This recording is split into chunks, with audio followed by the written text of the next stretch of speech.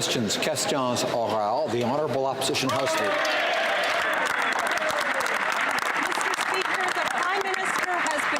Again, trying to deceive. On February 7th, when he said the initial Globe and Mail story was false, he wasn't telling the truth. And now we know that when he said that the former Attorney General never raised her valid concerns with him, he was misleading Canadians. Just yesterday, he accidentally admitted that on September 17th, the former Attorney General told him very directly to back off. The Prime Minister cannot seem to keep his story straight. Is that because it's just not true? Yeah. The Honourable Government House Leader. We've been clear from the beginning that Canadians deserve to know, and that's exactly why the Prime Minister provided an unprecedented waiver. He waived solicitor-client privilege as well as cabinet confidence. Mr. Speaker, the reason why the facts are all now on the table and why the public is able to see for themselves is because the Prime Minister took that step. And that committee was confirmed through testimony that the rule of law is intact in Canada and that the rule of law was followed. But the Prime Minister recognizes that we can always strengthen our institutions, and that's why he's taken additional measures. Thank you, Mr. Speaker. The Honourable Opposition House Leader. Well, on February 15th, the Prime Minister said that if anyone thought he was doing anything wrong, then it was their responsibility to come forward. But he said no one did. Well, yesterday he admitted that that just wasn't true. The former AG warned him several times, including on September 17th, not to politically interfere in the SNC prosecution. But he refused to listen, he fired her, and he continues to spread falsehoods. Why won't the Prime Minister simply tell the truth about his interference in a criminal prosecution? Honourable Government House Leader. What is clear is that there is an ongoing court case on this matter. We know the Conflict of Interest and Ethics Commissioner is currently investigating this matter, and we know that the Justice Committee spent over 5 weeks on this matter. And we believe that Canadians deserve to know, and that's exactly why the Prime Minister waived solicitor-client privilege as well as cabinet confidence. And it's important to note, Mr. Speaker, that this is an unprecedented waiver because it's never been done in the history of our country, because the Prime Minister recognizes that Canadians deserve to get to know. And that's exactly why all facts are now public. They are on the table. Thank you. The Honourable Opposition House Leader. Order. Now let's review the facts. The Prime Minister tried to politically interfere in a criminal prosecution. His Attorney General says no, so he fires her. The truth comes out. He denies everything. He then shuts down the investigation and refuses the full waiver. A tape proves that the former AG has been telling the truth. He's furious, so he kicks the two women out of his caucus and runs a smear campaign against both of them.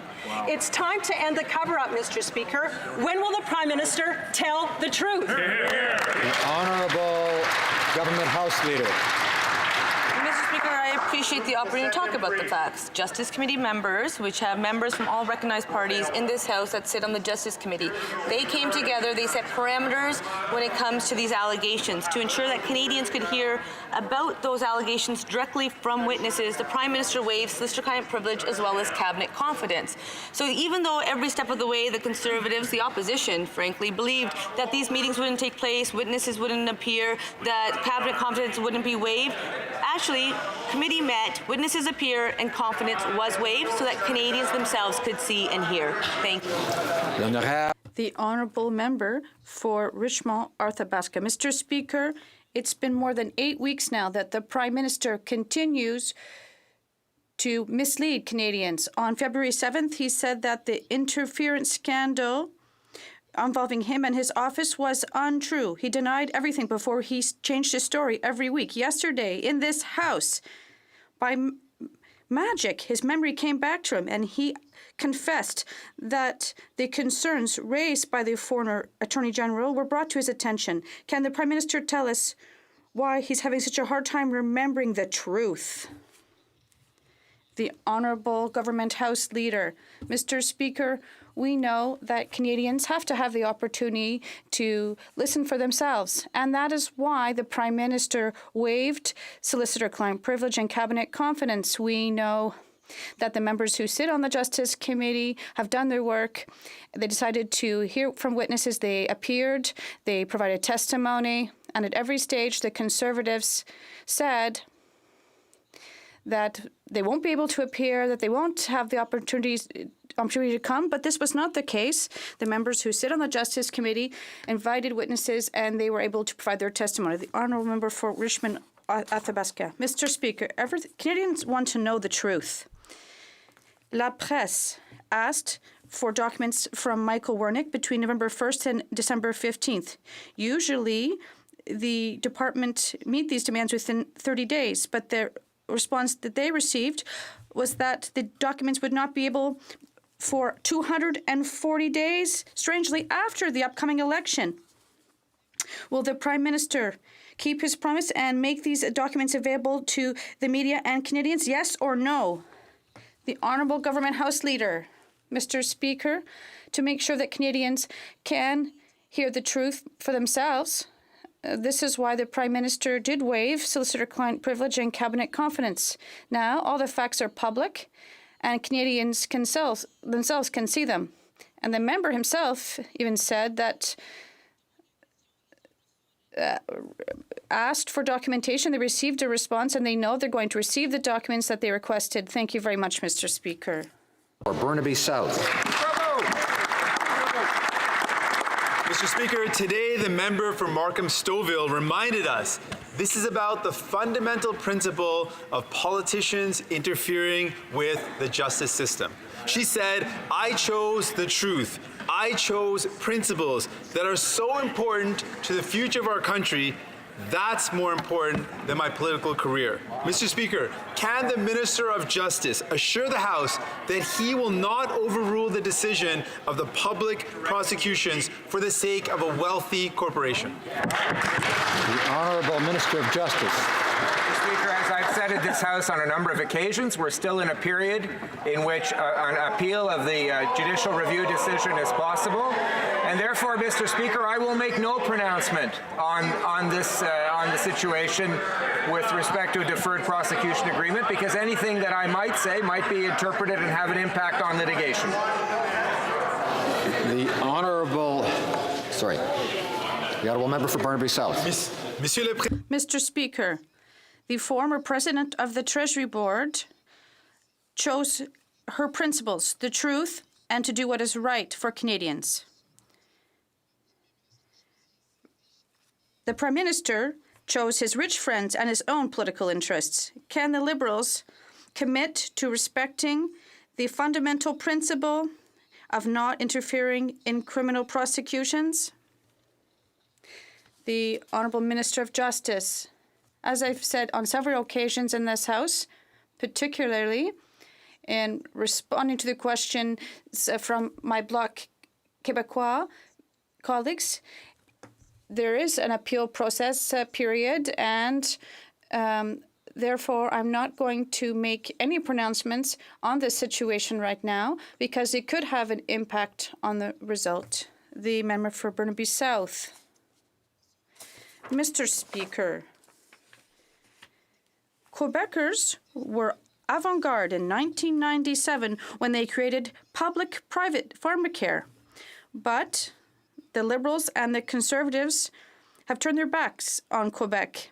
Ottawa's inaction has meant that 10% of Quebecers do not buy their medications because they cost too much. Can the Prime Minister commit to helping Quebec establish a public and universal pharmacare system? The Honourable Minister for Health. Mr. Speaker, recognizing that Canadians are proud of their health system, we can do better. And that is why we've created an advisory council for pharmacare. And we've asked the council to have a national conversation with Canadians.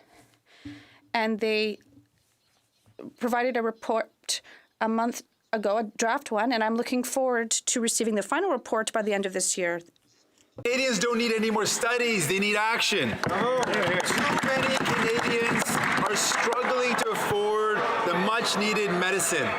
I spoke to one young person who was more worried about his parents spending on his medication than his own health. Canadians are asking for help. The New Democrats' Medication for All plan will put hundreds of dollars back into the pockets of families and ensure that affordable medication is within reach of Canadians. Will the Prime Minister finally stand up to large drug and insurance companies and assure that this program is in action? The Honourable Minister of Health. Canadians are proud of their publicly funded healthcare system, one that's based on need and not on their ability to pay. But we certainly recognize that we can do better. And that's why last year we launched the Advisory Council on the implementation of a national pharmacare program. Unlike the NDP, Mr. Speaker, we choose to want to have a plan as we move forward with this very important initiative that is very important for all Canadians. I've received their interim report last month. I look forward to receiving their final report later on in June this year. Thank you, Mr. Speaker. I would ask the member for New Westminster Burnaby not to be speaking when someone else has the floor. As much as we'd love to hear his voice, we'd like to hear it when he has the floor. The honourable member for Lakeland. Mr. Speaker, in 2015, this Prime Minister said, quote, sunlight is the best disinfectant. In 2019, he is blocking the former Attorney General from sharing all the facts about his interference in a criminal prosecution, including what was said and done when he removed her from that position. On February 7th, he said the claims that he, his staff and officials pressured her were, quote, false. On February 12th, he said that no one, including her, raised any concerns, but all the evidence shows otherwise. Why won't the Prime Minister end the cover-up and tell Canadians the truth? The Honourable Government House Leader. Mr. Speaker, to ensure that Canadians can hear the truth is exactly why the Prime Minister waived solicitor-client privilege as well as cabinet confidence.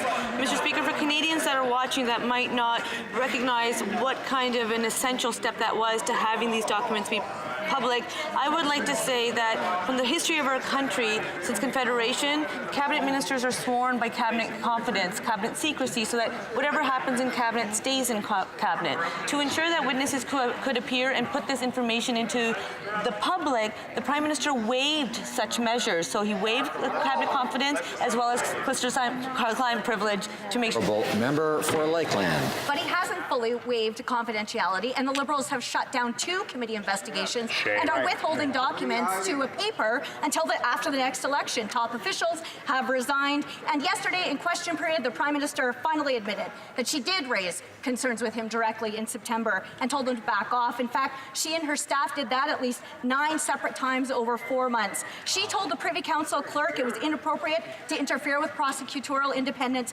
14 times on the December 19 call alone, and Wernick said the Prime Minister was firm 4 times. The Prime Minister has caught himself in his own tangled web. He should tell the truth. Honourable Government House Leader. Mr. Speaker, to ensure that Canadians receive the truth, the Prime Minister waived solicitor-client privilege as well as cabinet confidence. Members that sit on the Justice Committee, they set parameters when it came to these allegations, and to ensure that Canadians could hear from themselves, the Prime Minister waived solicitor-client privilege as well as cabinet confidence. And that's why the facts are all on the table. They are all now public. What's interesting is the Conservatives continue to ask for more information, but the information's become quite repetitive, and they refuse to actually pay attention to it. Thank you, Mr. Speaker. The Honourable Member for Charlebourg-Saint-Charles. Mr. Speaker, the Prime Minister continues to mislead Canadians. On February 7th, he said that no one had raised concern with him with regard to his political interference to help SNC-Lavalin avoid criminal prosecution. But yesterday, here in the House of Commons, he finally admitted that he had actually heard the concerns raised by the former Attorney General. In this chamber, I am not allowed to call the Prime Minister a liar, but Canadians can think it. So why did he mislead Canadians?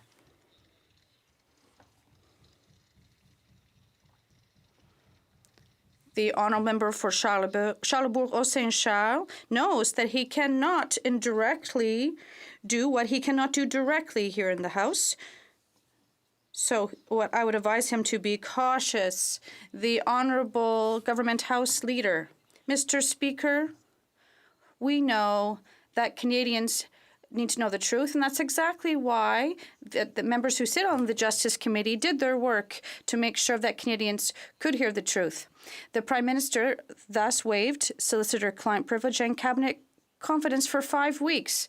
And for 5 weeks, witnesses appeared before the committee and provided their testimony. All these facts are now public.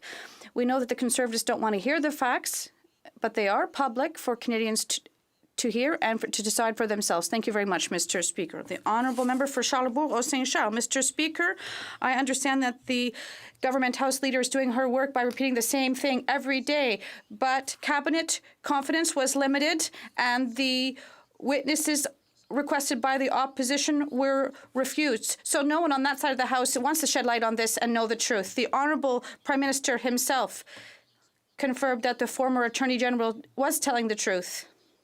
2 ministers, honest ministers, were kicked out for having protected the PM's image.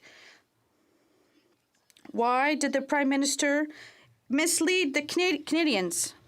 The Honourable Government House Leader. Every day, every question during question periods, well, the Conservatives are asking the same questions, and they can't understand why I provide the same answer. Mr. Speaker, if they ask the same questions, they'll receive the same answer, because the truth is the truth. And to make sure that Canadians can hear the truth, the Prime Minister did waive solicitor-client privilege and cabinet confidence. But we also know that the Conservatives are continue to do indirectly what they can't do directly. In February, the Prime Minister went on TV and said that if only the former Attorney General had told him that she was feeling undue pressure to intervene in ongoing criminal proceedings, he would have taken action. But yesterday, the Prime Minister admitted in this House that the former Attorney General had, in fact, raised her concerns about his political interference with him directly and in person. Why did he mislead Canadians about that meeting for weeks, and why does he always experience it differently when it comes to telling the truth? The Honourable Government House Leader. Mr. Speaker, to make sure that Canadians know is why the committee had meetings in public. That's also why the Prime Minister waived solicitor-client privilege as well as cabinet confidence. And the Conservatives know very well when it comes to misleading, because that's what they continue to do day after day after day in this House. And I think it's importantly that they listen attentively to the words that are coming out of witness testimony. Witness testimony confirmed that the rule of law was followed, the rule of law in Canada is intact, and that it was followed at every step. But we recognize we can always improve and strengthen our institutions. We'll continue to work. Order. I'd ask honourable members to respect for the House and for other members and to listen when someone else has the floor, whether they're asking a question or answering it. The honourable member for Chilliwack Hope.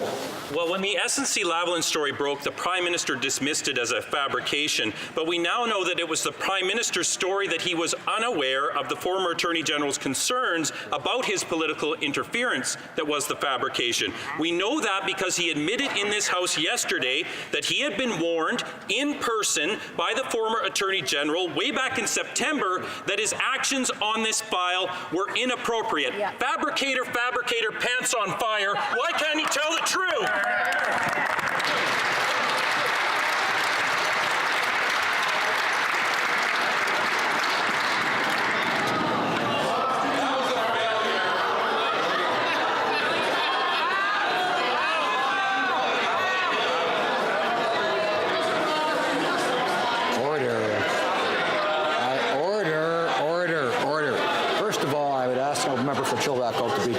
In his choice of words, and secondly, members should avoid characterizing other members negatively. They should reflect on decisions, on actions, etc., but not on individual members from either side or either side.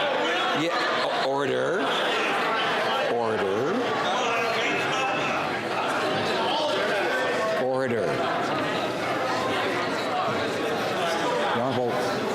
The honourable government.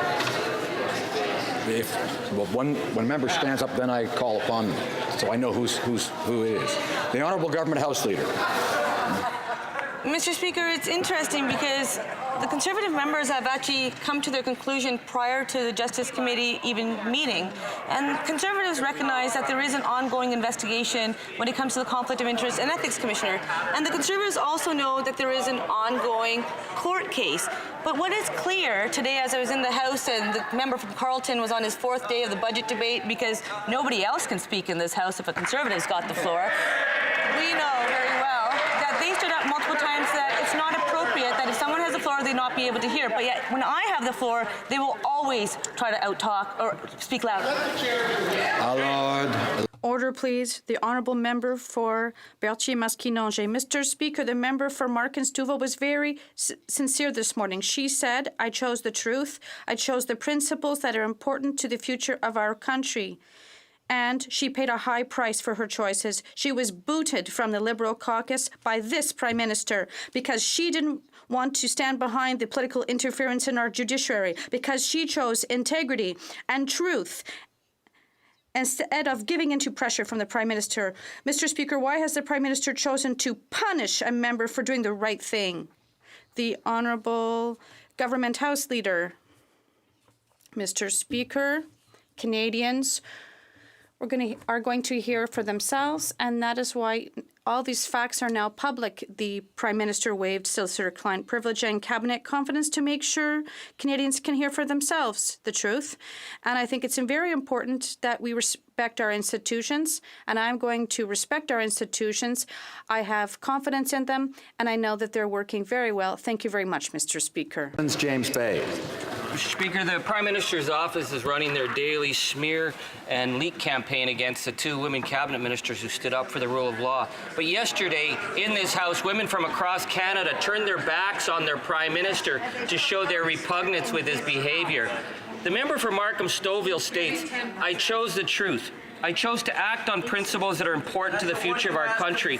That's more important than my political career. And what did the Prime Minister choose? A get-out-of-jail card for corporate corruption. Does he not see how morally adrift he has become in this scandal? The Honourable Minister for the Status of Women. Answered that question. And yesterday, when these seats were filled by 338 young women from across the country, we were able to see what is possible when the federal government steps in and invests in creating spaces and opportunities for young women to take their rightful seats in positions of power and influence. I thank the daughters for their courage and for their effective advocacy. We'll continue to engage with equal voice to ensure their efforts are sustainable. And maybe next time the NDP will support this initiative by voting in favor of it.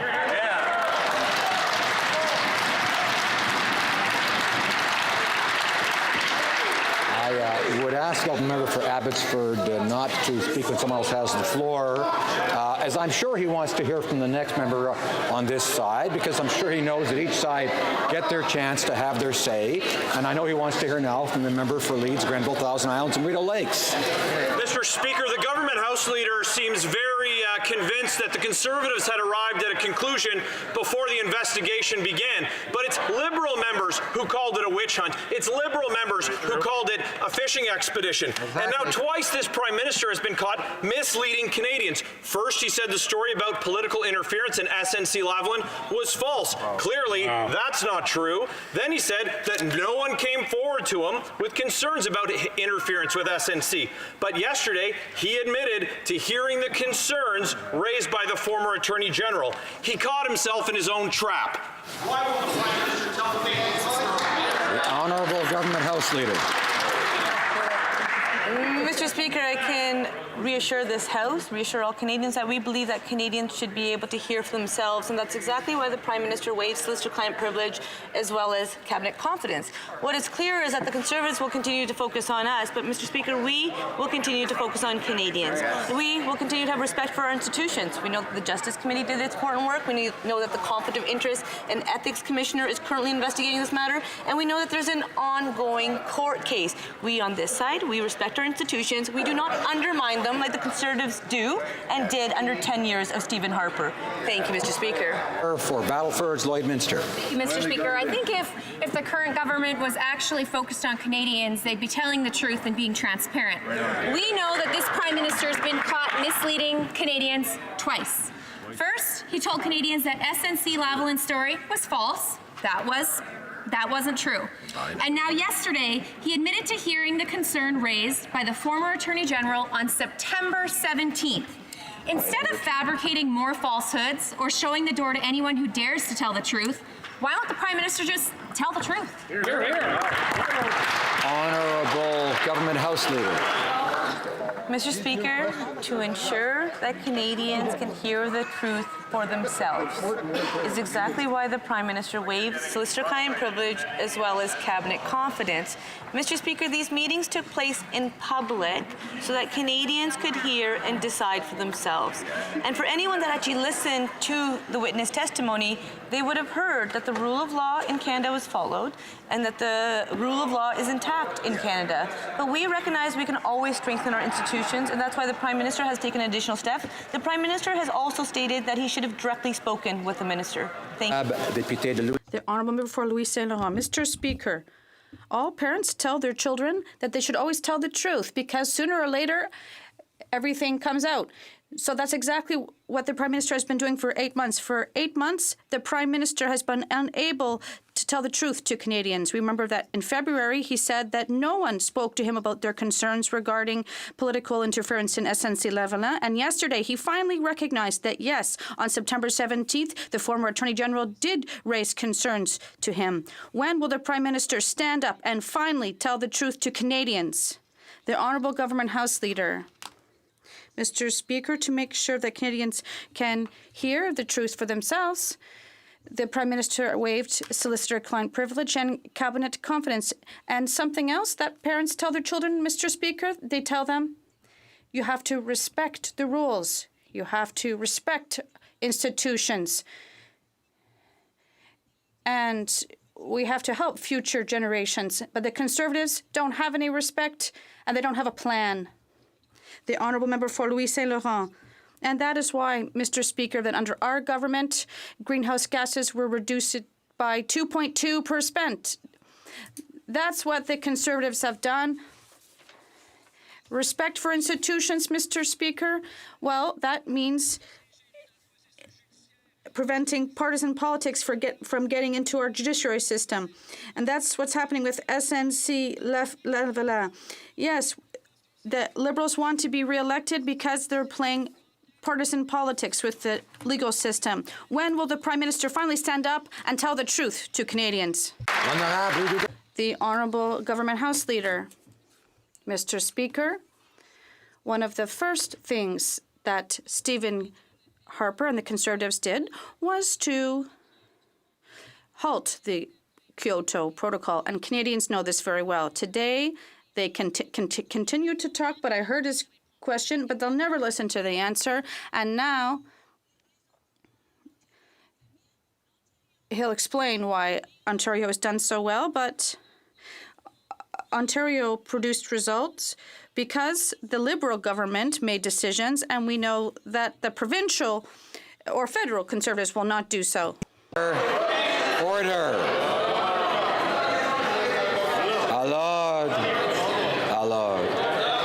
The Honourable Member for Kootenay, Columbia. Mr. Speaker, students from Nelson recently participated in a climate change strike, and Tunaha students in grades 5 and 6 from the Occam Reserve wrote me passionate letters warning about climate change. It's clear my constituencies from Kootenay, Columbia, and Canadians from across the country want immediate action, but the Liberal government is failing them. The Liberals' budget continues fossil fuel subsidies, which limit our ability to transition to a low-carbon economy before it is too late. We have fewer than 12 years to act. When will the government end fossil fuel subsidies and help workers transition to the green jobs of the... The Honourable Parliamentary Secretary to the Minister of Environment. Mr. Speaker, I'd like to thank the Honourable Member for the question and, more importantly, his continued advocacy for climate change. In particular, I'd like to thank the young people who march all across Canada and around the world to support climate action. At this time in our history, it's hard to imagine anything more important. I'm pleased to share that last week we commenced a consultation with Canadians to identify inefficient, non-tax fossil fuel subsidies that we can phase out. In addition, Mr. Speaker, our plan includes over 50 measures that are going to help implement climate action in Canada, including putting a price on pollution, ensuring 90% of our electricity is generated from clean resources, and a number of other measures. This is what real action looks like, Mr. Speaker. The member for North Island, Powell River. Mr. Speaker, Veterans Affairs shortened their psychological questionnaire that is filled out by mental health providers. The changes resulted in the removal of questions that allow health professionals to ensure a proper diagnosis of PTSD. Without it, veterans will not qualify for the support that they are entitled to and desperately need. What's shocking is the minister ignored his own mental health advisory panel that deals with these very issues. Will the minister listen to these health providers and ensure that veterans get the proper support they require? The Honourable Parliamentary Secretary.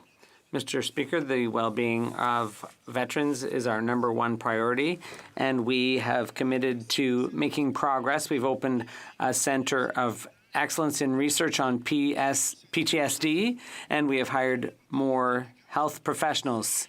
The process has been streamlined, and the assessment rate is up to 97%. The opposition had 10 years to provide mental health support to veterans, but instead they undermined those services and cut budgets at the expense of veterans. The Honourable Member for Alfred Pellan. Mr. Speaker, in the last federal budget, the government promised to invest $300 million to increase the number of zero-emission vehicles.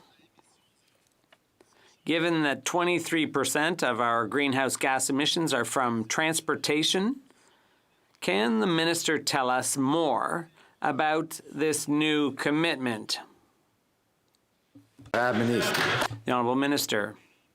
I'd like to thank the member for Alfred Pellan for his good work and his great question. Yes, we want to reduce greenhouse gas emissions by making zero-emission vehicles more affordable and more accessible, and that's why we're proposing a purchase incentive of up to $500 for people who buy an electric car for under $45,000.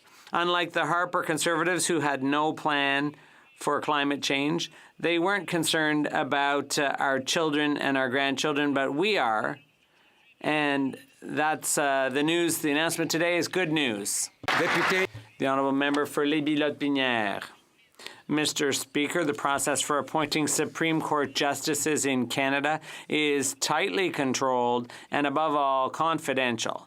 Participants signed very strict confidentiality agreements to not disclose any information regarding the process or potential candidates. The reputations of leading Canadian judges depend on it. Mr. Speaker, the leak of confidential information about the potential appointment of Justice Joyal was wholly unacceptable. We want to know who disclosed the information.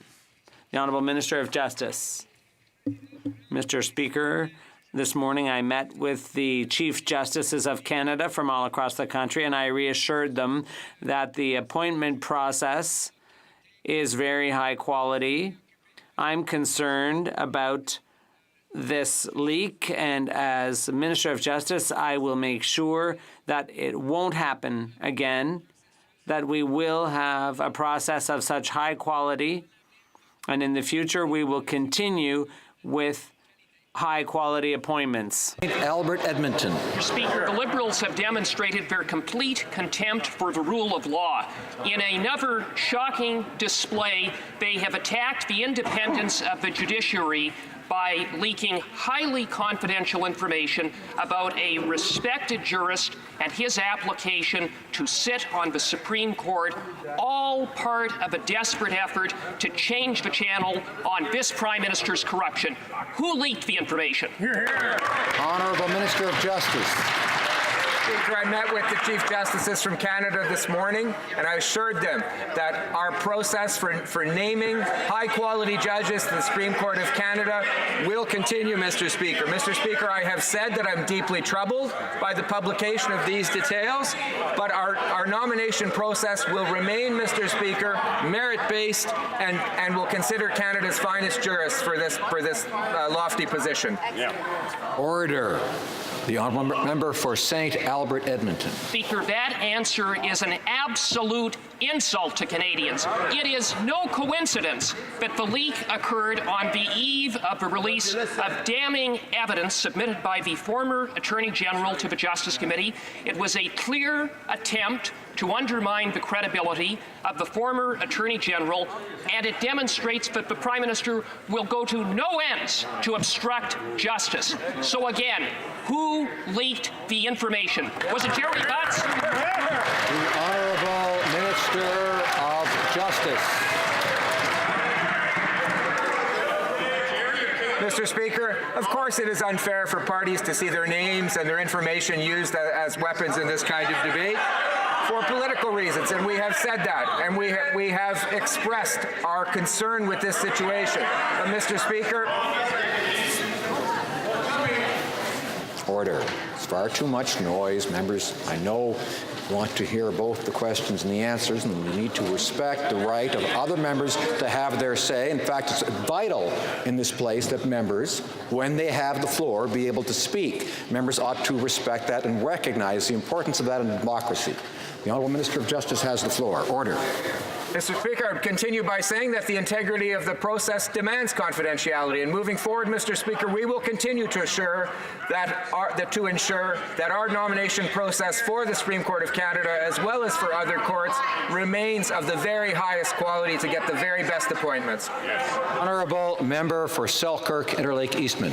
Well, Mr. Speaker, these leaks had to come from somebody very close to the Prime Minister. This Liberal government's corrupt practices knows no bounds, and they didn't hesitate to drag the good name of Manitoba's Chief Justice through the mud. Now, in the Justice Minister's own words, he said, "I am concerned about the publication of the most recent Supreme Court Justice selection. The integrity of our process depends on confidentiality in the administration of justice." If the Justice Minister believes his own words, why hasn't he started an investigation into these leaks? The Honourable Minister of Justice. If the party opposite had any respect for the Supreme Court of Canada, they wouldn't have attacked a sitting Supreme Court justice and appointed a candidate who had been reversed by the court. Order. The Honourable Member for Vancouver East. Hammer is being investigated by IRCC for human trafficking. The victim, Roger DeMoto, is a key witness in this case. He was scheduled to give evidence to IRCC yesterday, but instead, CBSA detained him and wants to deport him. It is absurd that the right hand does not know what the left hand is doing. We must do everything we can to combat human trafficking. Urgent action is required. Will the Minister of Immigration work with public safety to stay the deportation to avert this travesty of justice? Yeah. The Honourable Minister. That I cannot get into the specifics of an individual case. However, I commit to her to working with her on any issues of concern that she has on this or any other case in her capacity to advocate on issues of concern to her. What I can say is that every case that comes before my department is looked at based on its merits, and no decision is made on removal, especially after exhausting numerous avenues of appeal, and that is the law in Canada, Mr. Speaker. The Honourable Member for Drummond. Mr. Speaker, the Netflix saga continues and the plot thickens. After the tax breaks, the Liberal government is caving in to still more Netflix demands, and this U.S. giant isn't even required to produce French-language content. It's a violation of Francophone language rights all across the country. This violation must be called out. It may not be Netflix's role to promote official languages, but it is the government's job to protect them. When will the government take its role seriously and force Netflix to produce its fair share of French content? Minister of Canadian Heritage. The Official Languages Commissioner was clear. Our government is respecting all of its official languages responsibilities. We've always protected the French language, and we will keep on doing that. Francophones all across the country know that we are endeavoring to provide the greatest range of entertainment in both official languages. The NDP is playing petty politics, whereas we are complying with the law. For Aurora, Oak Ridges, Richmond Hill. Mr. Speaker, we know the Prime Minister fired the former Attorney General to cover up his political interference over SNC. And he's hired powerful lawyers at the taxpayer's expense to protect himself. Katie Telford, Gerald Butts, Michael Wernick, Matthew Bouchard, and Elder Marquez in a potential RCMP investigation. Yet the Prime Minister refuses to do the same for Admiral Mark Norman. Why won't he pay for Admiral's legal fees and ensure a fair defense? Why is there one set of rules for Liberals and another set of rules for everyone else? The Honourable Minister of Justice. Mr. Speaker, the rules for counsel in all cases are set by the department and apply to all members of Parliament and other people who work in departments. The Honourable Member for Bellechasse-les-Échemins-Lévis. Mr. Speaker, it's a double standard. The Minister and the Prime Minister and Cabinet are hiring a lawyer to defend themselves against criminal charges, but a senior naval official is being dragged through the mud by the Prime Minister. His reputation is tarnished, and not one penny is being spent by the government to defend him. Why the double standard? Why isn't this individual having their defense paid for? The Honourable Minister. I know that General Norman has legal representation. It's very high quality representation, and I can assure you, Mr. Speaker, that the Department of Justice is cooperating with this prosecution to provide the necessary documents. Mr. Speaker, Liberals involved in the SNC scandal have retained lawyers at the public expense. I'm informing taxpayers that they're paying for the Prime Minister, Jerry Butts, Katie Telford, Michael Wernick, Matthew Bouchard, Elder Marquez, and the present Justice Minister. You know who's not having their legal fees covered, Mr. Speaker, in a politically sensitive matter? Admiral Mark Norman. Now, since the Justice Minister is in a conflict, my question is for the Defense Minister. Why do the LAV scam Liberals get their fees covered and a 30-year veteran is left out to dry?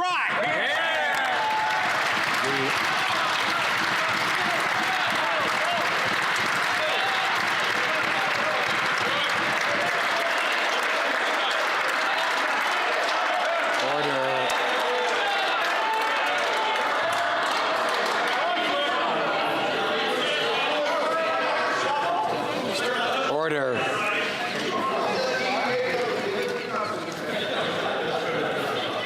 The Honourable Minister of Justice. Order. Mr. Speaker, the rules for the retention of counsel for members of Parliament and for other officers of the government are well known. Mr. Speaker, I do know that Admiral Norman has very able legal representation, Mr. Speaker, as is always the case for persons in the private sector. And Mr. Speaker, I can assure Canadians that the Justice Department is cooperating with all requests in this case for documentation. The Honourable Member for Mississauga, Erin Mills. Mr. Speaker, women's organizations provide vital services supporting women and girls to be financially secure, to be free from violence, and to be fully able to participate in the economy and society. In my riding and across Canada, there is increasing demand for their services, and yet these organizations struggle to keep their doors open after a decade of neglect by the Harper Conservatives. Can the Minister of Women and Gender Equality please update this House on what the government has been doing to support these organizations and the women that they serve? Honourable Minister. I'd like to thank my honourable colleague from Mississauga, Erin Mills, for her strong and courageous leadership and for her important question, because we know that the most effective way to advance gender equality is by investing in women's organizations. The Conservatives undermined, underestimated, and underfunded women's organizations and muzzled them so they would not be able to advocate for women's rights. Our government has made the single largest investment in the sustainability of women's organizations so that over 250 of them can keep their doors open, keep their lights on, and continue to save and transform lives.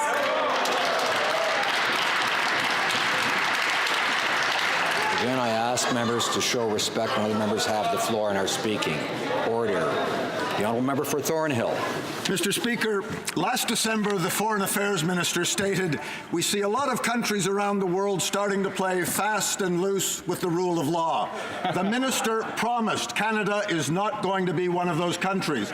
Well, that promise came 3 months into the Prime Minister's incessant campaign to corrupt the rule of law, to help a corrupt corporation avoid criminal justice. Mr. Speaker, does the Prime Minister not owe that minister, as well as the Attorney General and all Canadians, an apology and a resignation? The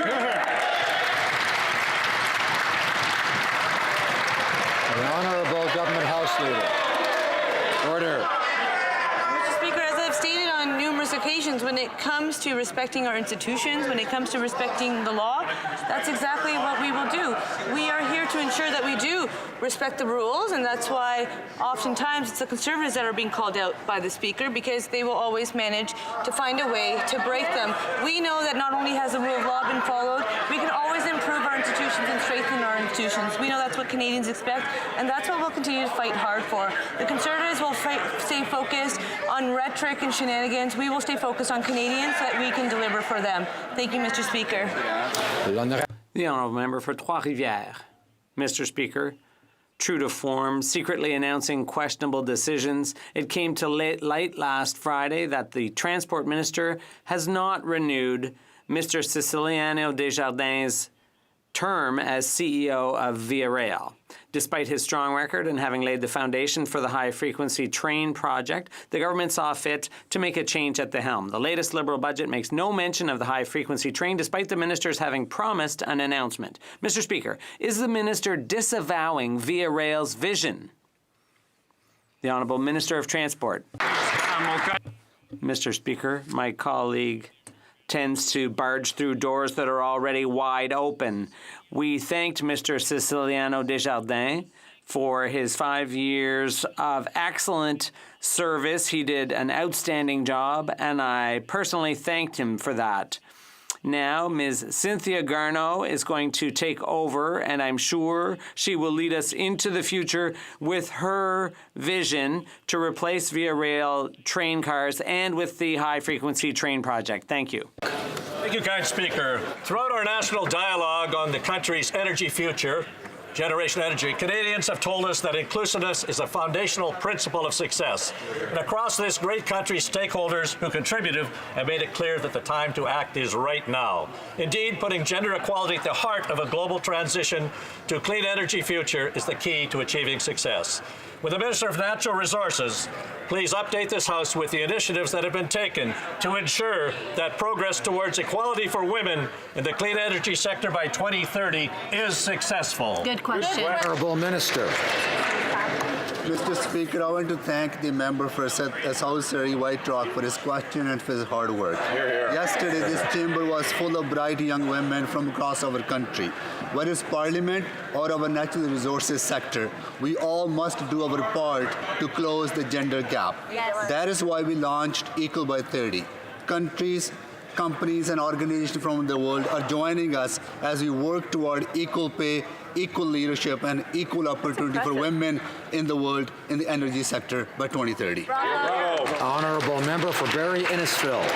Well, the evidence is clear that there was an attempt to obstruct justice by the Prime Minister and his operatives in the SNC-Lavalin scandal. Let's recap how we got here. After the Prime Minister initially called the allegations false, they were found to be true. So true, in fact, that it cost Gerald Butts' job, Michael Wernick his job, 2 former cabinet ministers their place in caucus, and has left our great country with a government and Prime Minister that cannot be redeemed. They can only be replaced. How come every time Liberals form government, a culture of corruption and entitlement follow? Yeah. Here. The Honourable Government House Leader. Speaker, I've answered this question on numerous occasions, and we know that there was 5 weeks of meetings through the Justice Committee. We know that the Conflict of Interest and Ethics Commissioner is studying this matter, and we know there's an ongoing court case. We know all information is public so that Canadians can decide. But, Mr. Speaker, let me share something else. This government's taken office now for 3.5 years we've been in office, and we have seen almost 300,000 children lifted out of poverty. We've seen almost over 800,000 Canadians lifted out of poverty. We have the lowest unemployment rate in my lifetime, Mr. Speaker. Speaker. Canadians have created over 900,000 jobs. Conservatives couldn't do a fraction of it in 10 years. Alors, l'honorable député de Manicouagan. Honourable member for Manicouagan. Mr. Speaker, the debate on religious neutrality in Quebec began 12 years ago with the Bouchard-Taylor Commission. 6 years ago, Quebec launched the debate on secularism with the tabling of the Charter of Values. Impassioned, much-needed debate led us to the tabling last week of Bill 21 on secularism. And now, Ottawa wants to get in our way. Why is the federal government trying to prevent Quebecers from setting their own parameters around religious neutrality for government? The Honourable Minister of Justice. Mr. Speaker, our government has always defended and will continue to defend the fundamental rights of Canadians. The Canadian Charter of Rights and Freedoms belongs to all Canadians. You can't pick and choose between which rights you're going to respect and which you're going to curtail. Our position is clear. It's not for government to dictate to people what they may or may not wear, regardless of their beliefs. The Honourable Member for Manicouagan. Mr. Speaker, the government of Quebec's secularism is a matter for Quebec to decide and Quebec alone. It's not for Ottawa, out of touch with Quebec's priorities, to decide what's good or bad for Quebec. The Minister of Justice refuses to promise not to challenge Bill 21 in court. But Quebecers elected the current government in Quebec City precisely because they wanted this matter settled once and for all. Will the Minister of Justice finally promise to respect the will of Quebecers? Yes or no? The Honourable Minister of Justice. Mr. Speaker, Canada is a secular country, and that's reflected in all of our institutions. Government workers can display their beliefs, and no one should have to choose between a job and the right to wear signs of their faith. It's the responsibility of all of us to protect fundamental rights. Any attempt to undermine those fundamental rights is unacceptable. Canada is open, inclusive, and enriched by its diversity. The Honourable Member for Beauce. Gas prices went up in the 4 provinces where this government imposed its carbon tax. It was reported this morning that the Environment Minister is also preparing to release new regulations that will push up gas prices even more. Why does the minister falsely claim that she's making life more affordable for Canadians when she keeps adding taxes and costly regulation? Why? The Honourable Parliamentary Secretary. Mr. Speaker, climate change is real and the cost of inaction is simply too great to ignore. I'm beginning to get sick of politicians on the right side of the spectrum denying this truth. I see them stand up and say that CO2 is plant food and not pollution. It's time we take action. Our government is putting a price on pollution, investing in public transit, having 90% of our electricity generated from green resources by 2030. Mr. Speaker, the member for Beauce is at least honest enough to say that his plan is to do nothing. I'd invite the Conservatives to be similarly honest with themselves. Bravo!